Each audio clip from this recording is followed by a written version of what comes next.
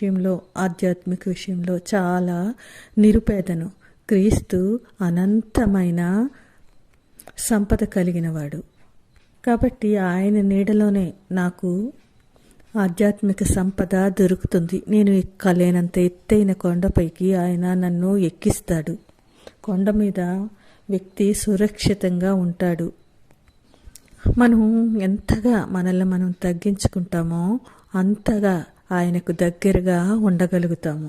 అందుకే దేవునిలో ఆధ్యాత్మిక సాన్నిహిత్యం లేనంతకాలం మనమేంటో మనకు తెలియనంతకాలం మన పాపాలను మనము గుర్తించలేము. పాపక్షమాపణ కోసం ఎప్పుడూ ఆయన వైపు దీనంగా చూడలేము. పరలోక రాజ్య ప్రవేశం కూడా మనకు అంత దూరం అయిపోతుంది. ఎప్పుడైతే మనం మన ఆధ్యాత్మిక లేమిని గుర్తించగలుగుతామో మనకి తెలిసిపోతుంది మనంతట మనము ఆయనకు ఇష్టమైన జీవితాన్ని జీవించలేమని, ఆయనపై ఆధారపడితే తప్ప అది సాధ్యం కాదని. అప్పుడు ఆ అనుభవంలోనికి వెళ్ళిన తరువాత మనకు తెలియకుండానే ఆయన పాదాల చెంత వాలిపోతాము. అయితే ఈ లోకంలో మనం ఆయన చెప్పిన ఆ జీవిత ప్రమాణాలకు అనుగుణంగా జీవించడము చాలా కష్టమే. చాలా తొట్టుపడిపోతుంటాము.